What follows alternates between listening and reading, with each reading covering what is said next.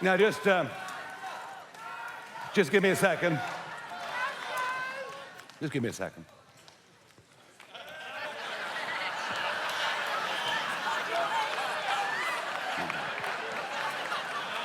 Do you like them? Very expensive. But guess what? I bought them myself. How about that?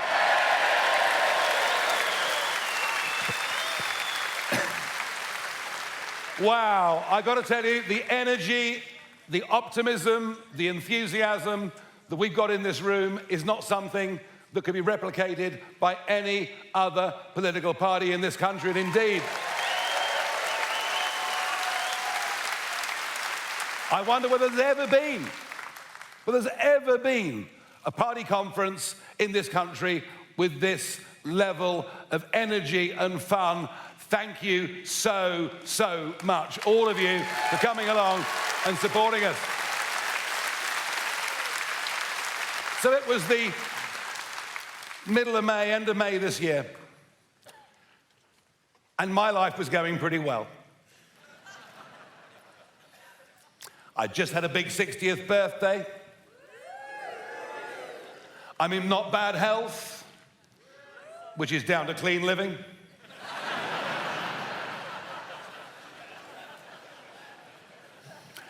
Great job 4 nights a week at GB News, which I was loving.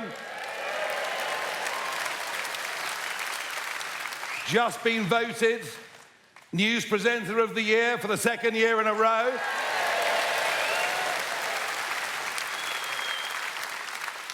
And I had not 1, but 2 grandchildren on the way.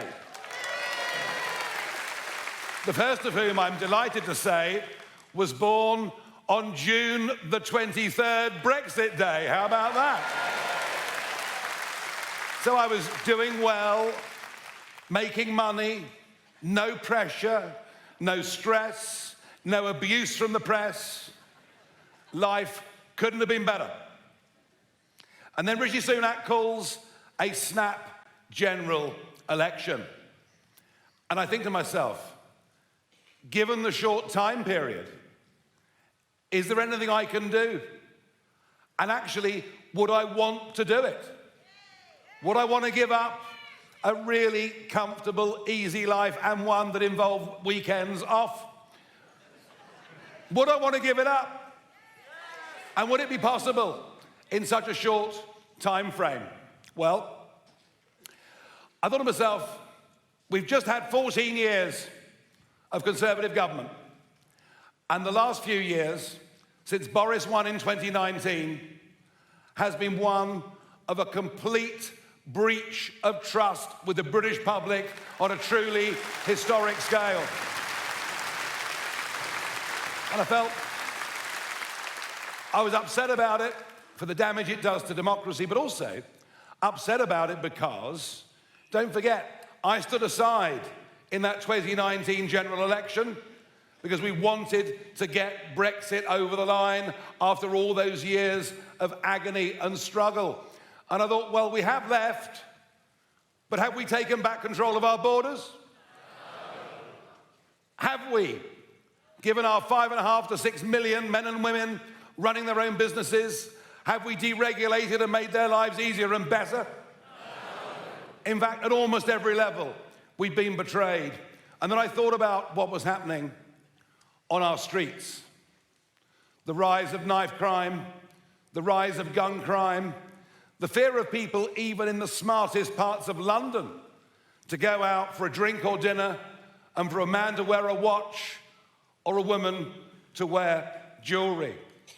I thought about what mass uncontrolled immigration on a scale the likes of which we'd never seen had done to divide our communities.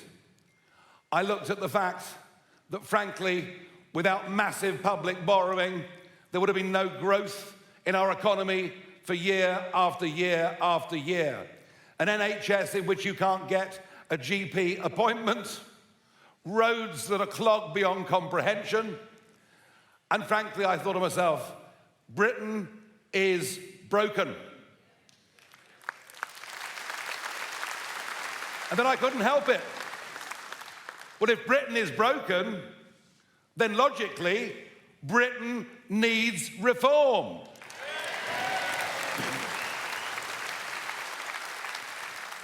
So I was really in a terrible quandary as to what to do, genuinely. And then I went down to Dover for a day. I went and joined Richard up in Skegness, Lee, in his constituency of Ashfield. And I began to have people in the street walking up to me, speaking to me as if almost I was letting them down by not giving up my lovely life. Anyway, in the end, I thought, whatever obstacles, the fact we've only got a few weeks, the fact that 40% of the population don't yet know who reform even is, I thought despite all of that, actually, there are two achievable goals in those 4 weeks and 3 days. The first clear, achievable goal was to get millions of votes, and the second, knowing as I do from bitter experience how difficult the first past the post system is, but I believe that we could establish a beachhead in Parliament by getting a few people elected. And I'm proud to say that in the early hours of the 5th of July, both of those objectives were realised.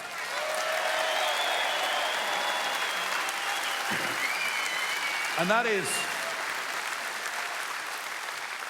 and all that is, it's just the first big step on what I now believe, if you're with me, if you support me, if you're prepared to help me, well, then it will become the first big step on what I believe can be a truly astonishing, historic journey that can do something to do our country good, to honour those that have gone before us, and to give our children and grandchildren a better future. It's the first step.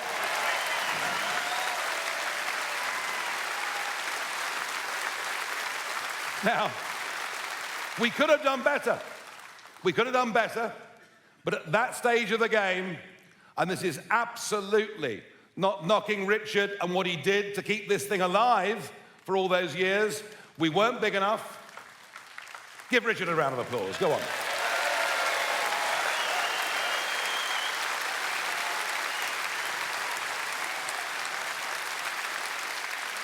We just, at that stage of our development, we weren't big enough, wealthy enough, professional enough to vet general election candidates properly. And we were let down. That amateurism let us down. We could have won a lot more votes, and there are lessons that we need to learn from that. So as I stood after the count in Clacton, in those early hours of July the 5th, I said that yes, of course, I would represent the constituency, the constituents in Parliament, but I had a job, and my job was to professionalise and democratise Reform UK. That was a solemn promise and pledge that I made to you, the members. On professionalisation, we've made some changes. Richard is now my deputy leader, who also sits in Parliament and subs for me as leader when I am not there. And that was a good, solid, sound appointment. I know you all agree. And then somebody of exceptional talent, who I'd met over a decade ago, reappeared during the campaign on the scene. He's a young man in his late 30s, who's done rather well in life, who is really rather patriotic, who just gave a brilliant speech to this conference, and I really think having Zia as our chairman has already made a massive difference to our level of professionalisation.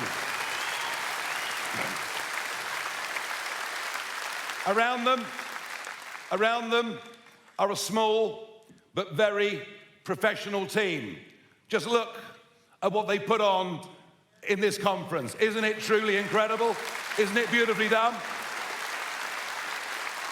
And we're recruiting right now to get full-time regional managers and regional organisers. So I feel that my promise to professionalise the party is now on track. I also promise you that in future we will be vetting candidates rigorously at all levels. I promise you that. We haven't got time, we haven't got room for a few extremists to wreck the work of a party that now has 80,000 members and rising by hundreds every single day. Amazing. But it's on the democratisation of the party where perhaps I've been the most criticised, although, having said that, I'm quite used to being criticised for virtually everything. Any major, terrible event that happens in the country is clearly my fault. It's lucky I don't care, isn't it, really? They can write what they like. I don't care, because I know what I believe in.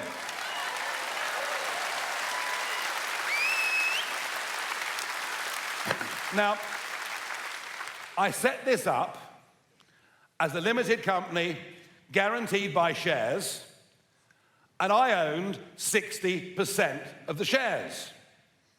Now, I could make a joke and say that it led to streamlined decision-making, but I did it for two reasons.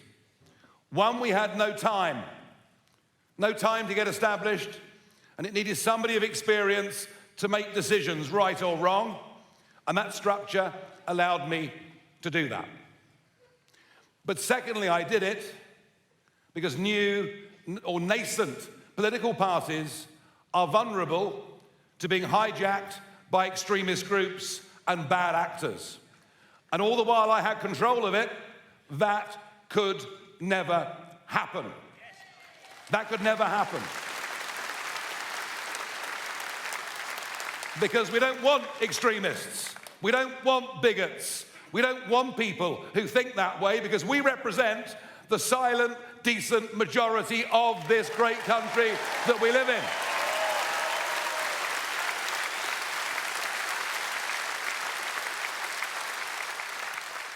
But the time has come.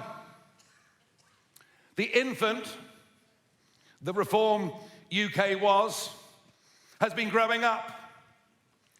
We had the teenage tantrums, which were those that caused us harm in the general election. But we're now at a different point. The party is an adult. And this weekend is when Reform UK comes of age. We come of age, and so I've got to make, and I want to make, the necessary adjustments. There will be before you tomorrow, well, you've had it already on email, there'll be a vote tomorrow morning on a constitution for the party. We changed the structure of the party. No longer will it be a company guaranteed by shares, but a company limited by guarantee. It'll be a non-profit making organisation, and I will not be the shareholder. In fact, do you know who's going to be the shareholder of Reform UK? You, the members, will own this party. You will own this party, not me. And we will have a board to manage the party with significant elected representation from the members. And that board will be there to safeguard how we're operating, to prevent entryism.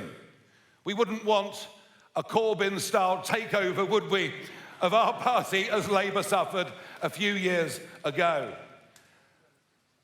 But the real story of this conference and of the plan for the future is not the share structure. It's not the management board. It's this. We have already set up, and we are in process of setting up right now, across the country, and bear in mind we've done this in 2 months, 266 constituency associations. That is an incredibly fast move. But we need those branch associations in literally every constituency in the land. I went up in the campaign to Sunderland to do a public event. It was organised at 48 hours' notice, and 1,000 people arrived. It was incredible. And we were there in Sunderland, where they don't generally like people from Newcastle. But we had Sir John Hall, who was there, who's here with us today. Welcome, Sir John. Lovely to see you. And really good to see you. And John said to me, and he's getting on a bit, but he's done a few things in life, and he's rather bright. He said to me, the problem is these 1,000 people, you remember, they'll all go home and not know anybody else. And it's really what Ant Middleton was talking about this morning. It's about building teams. It's about having unity. And it's through the branches that we get these structures. It's through the branches that we raise money. It is through the branches that we find the necessary candidates to fight elections. It is through the branches that we actually become part of the local community, not just a national political party. And there is a template for this. Now, I never thought I'd say this, but we have to model ourselves on the Liberal Democrats. Now, that doesn't mean that you'll see me cascading down waterfalls. And I won't behave in a way that I think is particularly stupid, even if others think I do. Now, the Liberal Democrats build branches. The Liberal Democrats win seats at district, county, and unitary level. The Liberal Democrats build on that strength. The Liberal Democrats put literature and leaflets through doors repeatedly in their target areas. And despite the fact they haven't got any policies at all, in fact, the whole thing's really rather vacuous, isn't it? But they managed, with a vote much lower than ours, to win 72 seats in Parliament. So not only am I giving you the shares of the party, I'm actually giving you the responsibility for making this a success. Whatever we do,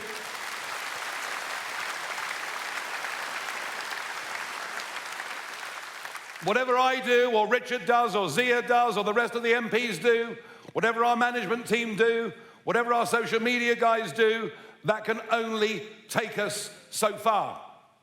We will not realise our dream unless the People's Army of supporters are organised, unless the People's Army of supporters are helped to professionalise, unless that People's Armies fight elections not just as a paper name on the ballot, but with the intention of winning as many seats as we can.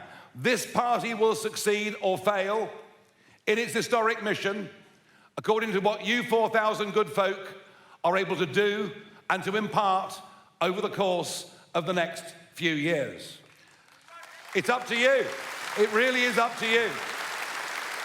Now, I'm used to being on impossible political journeys.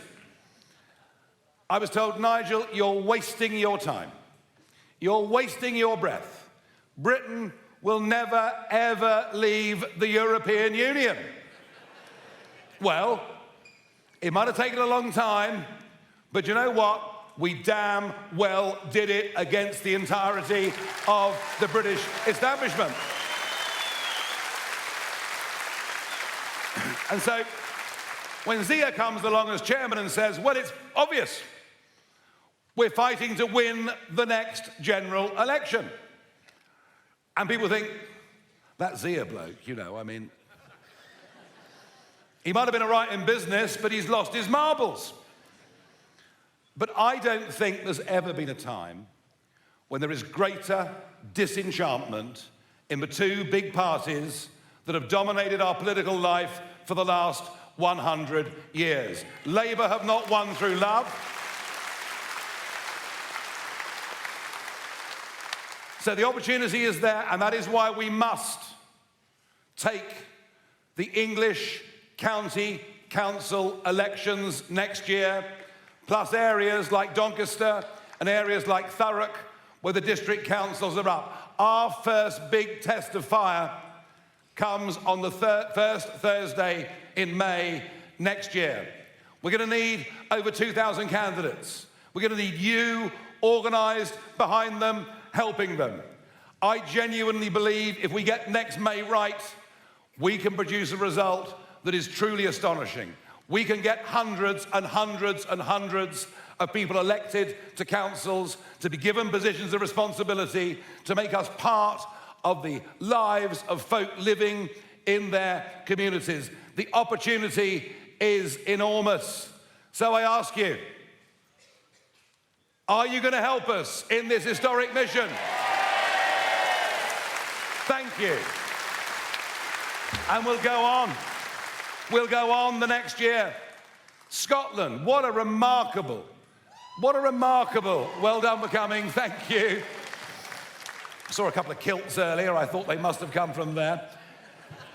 The fact we're neck and neck in the polls with the Conservatives in Scotland already, the fact that a small team managed to field candidates who didn't embarrass us in every single one of those Scottish constituencies, there are opportunities there. In Wales, Wales will elect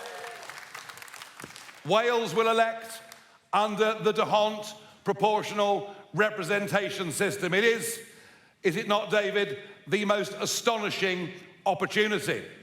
And these are all our building blocks. These are all the big hurdles, I guess, that we have to get over. But if we succeed in 25, we build even bigger in 26, and we keep going, then I promise you, sky is the limit. Sky is the limit. And, you know, have a look at what we're up against. The journalists are obsessed with who is going to be the next Conservative leader. Who is the one I most want? Who is the one I least want? Well, from what I can work out, one of them is campaigning as a Liberal Democrat. One of them thinks that having worked at McDonald's for a week makes them working class. One of them appears to have had a Damascene conversion from being part of the establishment and the established view to suddenly saying things that many of us in this room would agree with, but lacks any discernible personality whatsoever, and would lead a party that is split down the middle anyway. And the last of the four has got the most inappropriate surname I've ever come across in my life, which indicates an IQ rather higher than I actually believe they have. And the truth is, I don't give a damn who the next leader of the Conservative Party is. I really don't. The point about them, it doesn't matter who leads them, the brand is bust. The brand is broken. People will not go back to them. They've let us down so badly. And as for Labour, I mean, goodness me. Have you ever known a new Prime Minister get off to a worse start than Keir Starmer? It's truly shocking. I mean, the message of things can only get worse is hardly inspiring, is it? And now we're living in a state, and you all know it, but they'll deny it in Westminster until the cows come home. We're living in a state with two-tier policing. We're living in a state with two-tier justice. We're living in a state that is led by two-tier care, and we've had enough already.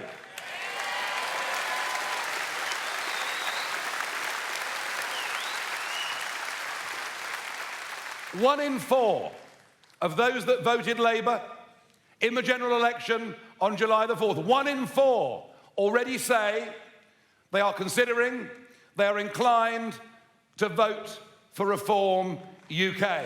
Already.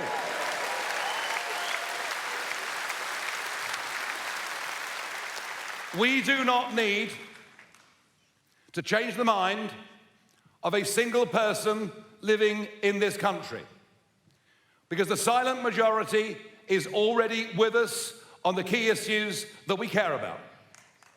We can win the next general election just with the numbers of people that agree with our principles, that agree that family, that agree that community, that agree that country should be the things that absolutely that everybody in British public life campaigns for, because they are the most important things to all of us that live here.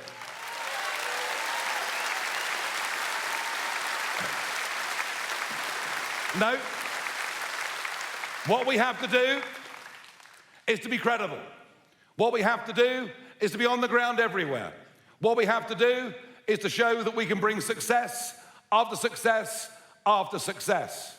If we do those things, we genuinely can. I never thought I'd say this, but I genuinely believe we can change the future of politics. We can change the future of our country. We can perhaps get back a little bit of pride in what it is to be British, what it is to respect our history, what it is to stand up for our values, what it is to understand the Judeo-Christian culture underpins everything we are, everything we've ever stood for, everything we believe. To end this madness that is going through corporate life, that is going through, in fact, most of the public sector. Which reminds me, there's a lady called Dame Alison Rose. Now, she was the head of NatWest Bank, but saw fit for her organisation not just to debank me, but to leak confidential information about me to her mates at the BBC. Well, of course, she was fired, and I was delighted, but she's now got a big new highly paid job. Isn't that good? She's gone to Mishcon to Raya, and she's in charge of equality, diversity, and inclusion. So given her track record, we wish Mishcon to Raya the very, very best of luck. But we believe in meritocracy. We believe that a society looks after its weak, but encourages everybody else to do the very best it can. And we don't care in this party. We don't care about skin colour. We don't care about orientation. We couldn't care less who you are. We care whether you share the values of this country. We care whether you obey the law. And we'll judge you on who you are. We'll judge you on who you are as a person. Isn't this what everybody wants? Is that what we're going to fight for? Can we succeed? Can we make history? Are you going to be part of it? Thank you very, very much indeed.